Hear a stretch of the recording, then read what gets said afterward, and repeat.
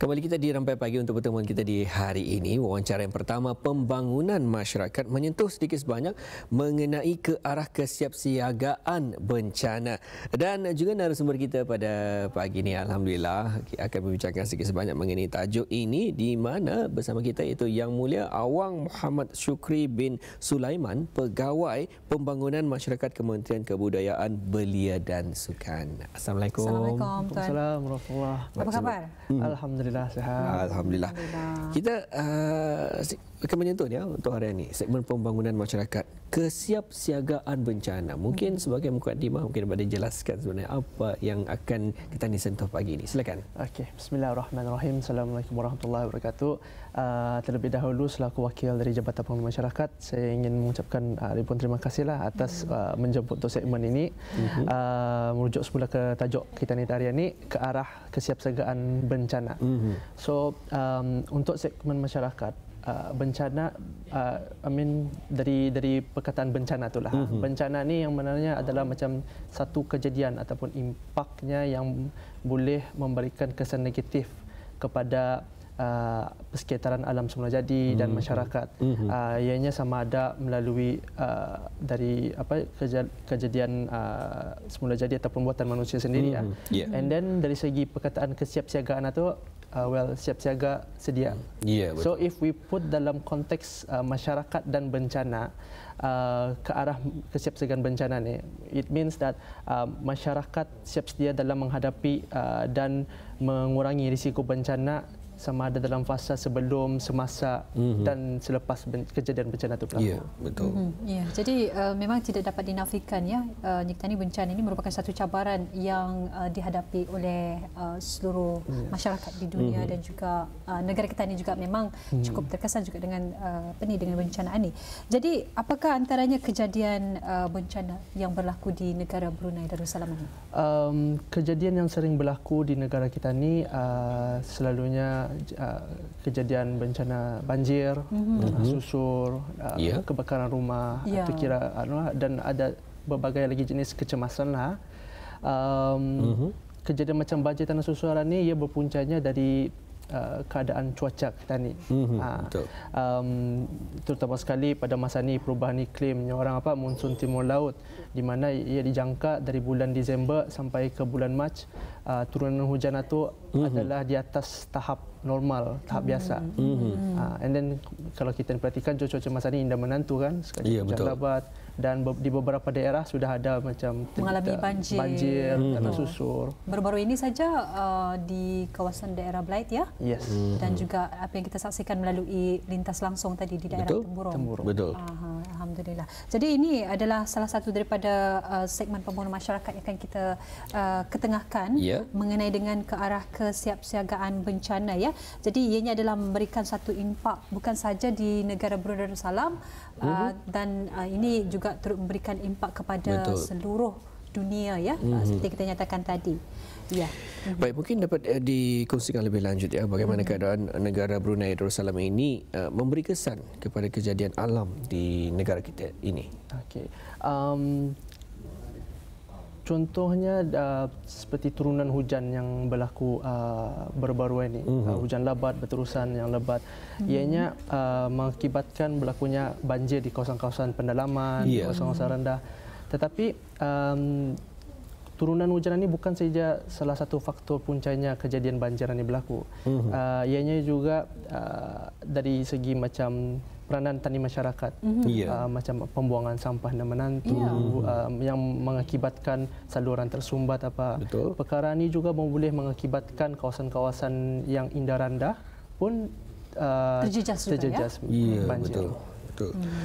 Dan yang telah pun kita dengarkan bersama ya, akan saluran tersumbat ataupun longkang tersumbat ia satu membuatkan banjir kepada kawasan berkenaan, namun juga akan memberikan impak negatif ni tuan. Antaranya mungkin juga adanya penyakit-penyakit berjangkit seperti malaria ataupun masalah-masalah yang lainnya. Jadi bencana ini bukan sahaja merosakkan akan persekitaran alam itu, namun juga akan membawa kepada penyakit-penyakit yang lain pula. Betul sekali. Dan mungkin dapat dikongsikan juga antara kesan-kesan lain kepada kejadian bencana alam di negara Brunei Darussalam.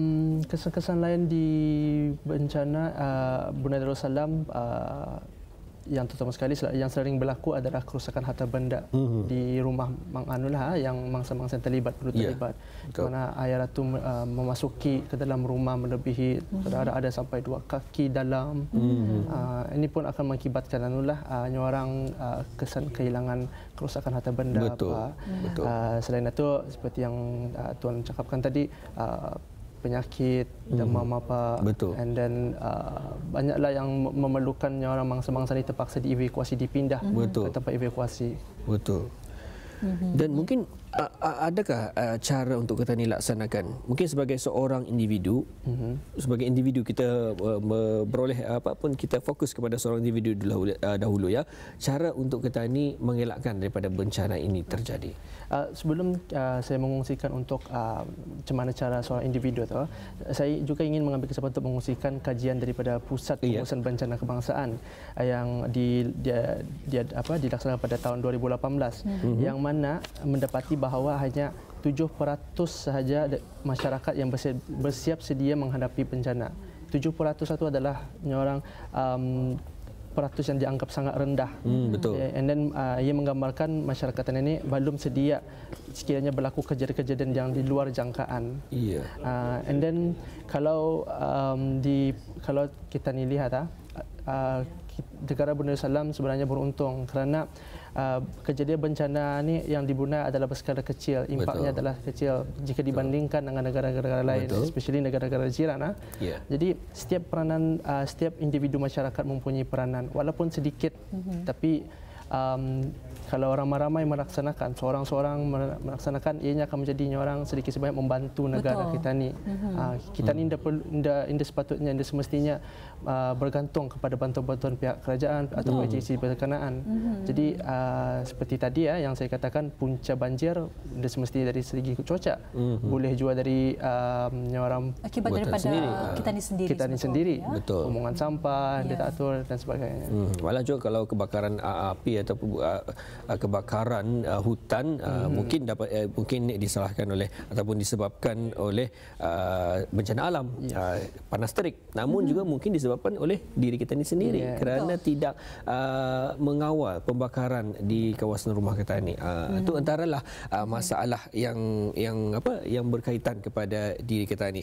Dan Tuan mungkin dapat juga kita kongsikan tadi yang saya sentuhkan mengenai macam mana cara kita ini untuk membantu mengurangkan risiko bencana ini. Okey, untuk mengurangkan risiko bencana, apa yang individu boleh lakukan, macam aktiviti-aktiviti yang boleh dilaksanakan, salah satunya adalah seperti aktiviti berkempen membersihkan kawasan, ataupun membuat kempen aktiviti penanaman pokok untuk membantu ekosistem kita ni di Brunei Darussalam. Selain itu juga kita ni boleh macam mengambil peluang mengikuti latihan-latihan yang sedia ada seperti kursus-kursus evakuasi, fire marshal ke first aid, and then fire drill or exercise yang orang ada di mana-mana lah agensi berkenaan menyediakan selama itu.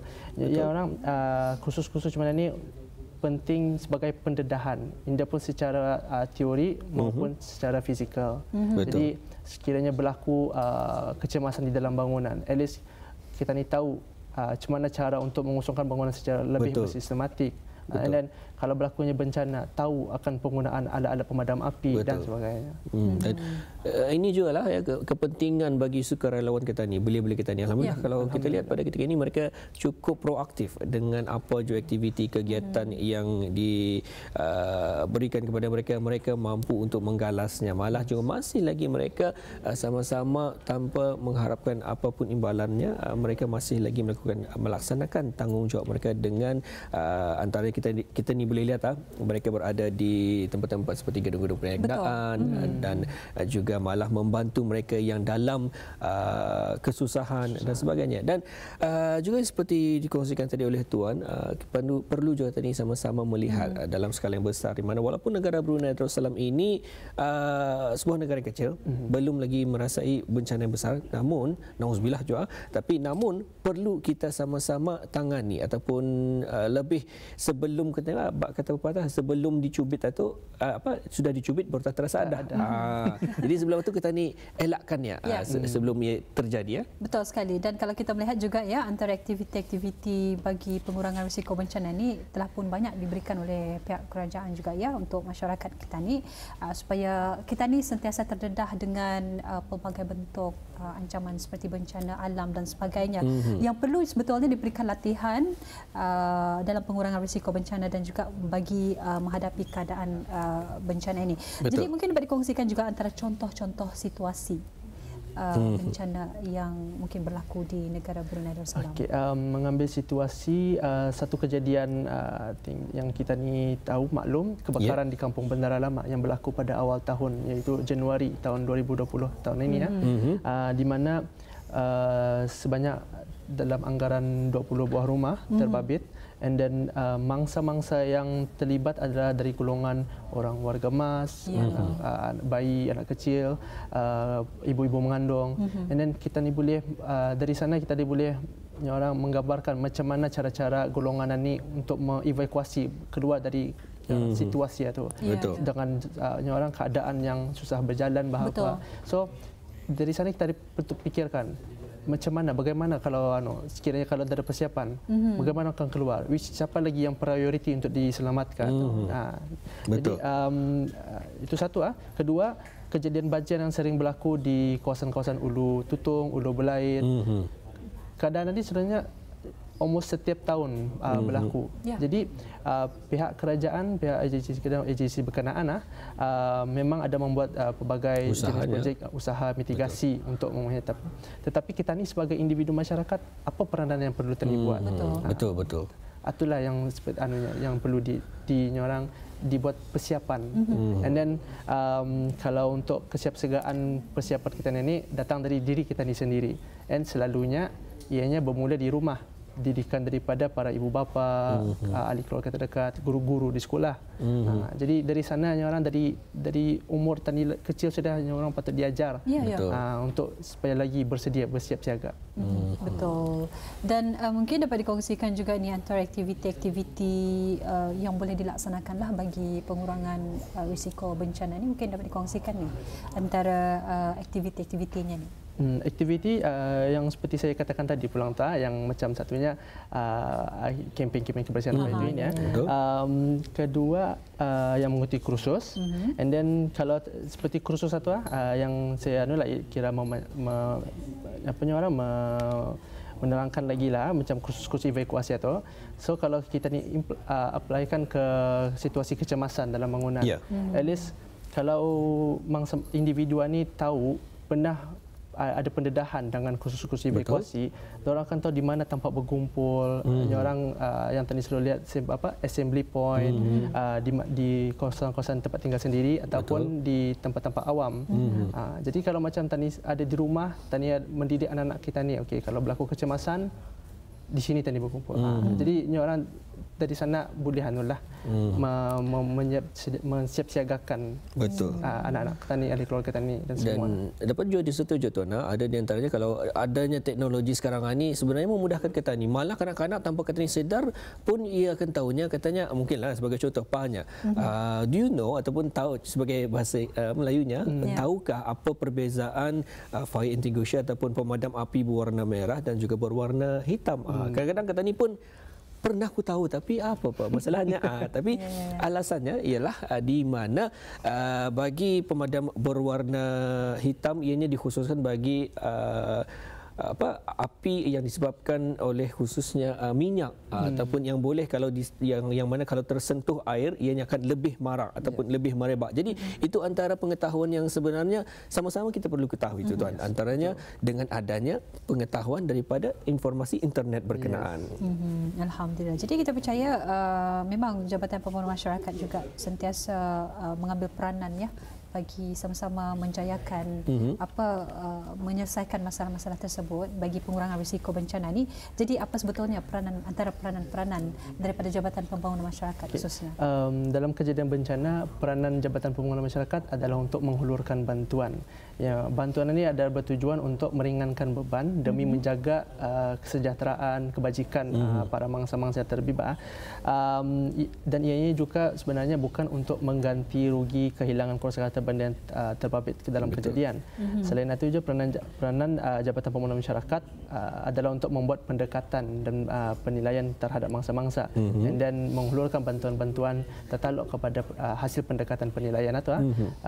Di antara bantuan-bantuan yang ada dihulurkan oleh pihak Jabatan Pembangunan Masyarakat adalah satu dari segi bantuan kewangan, bantuan catur makanan, bantuan tempat tinggal penempatan sementara. Selain itu juga Jabatan Pembangunan Masyarakat ada menyediakan khidmat kaunseling bagi mangsa-mangsa yang mengalami trauma, ya, betul. Atau ada juga disediakan. Alhamdulillah. Jadi itulah antara yang dapat kita ikuti bersama dengan Yang Mulia Tuan Awang Muhammad Syukri bin Sulaiman, Pegawai Pembangunan Masyarakat Kementerian Kebudayaan Belia dan Sukan. Semoga sedikit sebanyak memberikan motivasi kepada awak dan manfaat kepada kita ini. Malah juga mungkin inilah dapatkan dibincangkan bersama dengan mereka yang dikasihi pada pagi ini, apa yang perlu kita siagakan kepada diri kita ini dan juga anak-anak bes kita. Betul sekali. Dan yang penting sekali juga ni yang kita ingin kita kongsikan, jangan lupa juga talian-talian kecemasan ya. Itu talian kecemasan antaranya ialah Pasukan Polis Diraja Brunei iaitu 993, ambulans 991 dan juga bomba dan penyelamat ya 995 ataupun 998. Ya. Dan untuk akhirnya daripada Tuan sendiri sebagai penutup bagi pertemuan kita di pagi ini Tuan. Okey, sebagai penutup ingin saya sarankan sebagai setiap individu masyarakat untuk mengambil peranan masing-masing, walaupun orang sedikit, tapi kalau tani ramai-ramai melaksanakan, insya-Allah sedikit sebanyak tani akan dapat membantu negara tani untuk kekal aman dan menjadi masyarakat yang berdaya tahan. Baik, alhamdulillah. Demikian tadi kita bersama dengan Yang Mulia Tuan Awang Muhammad Syukri bin Sulaiman, iaitu Pegawai Pembangunan Masyarakat Kementerian Kebudayaan Belia dan Sukan, telah pun mengongsikan tadi mengenai dengan ke arah kesiapsiagaan menghadapi bencana ini. Baik, itu kita ucapkan terima kasih Tuan dan Assalamualaikum. Waalaikumsalam warahmatullahi. Alhamdulillah ya.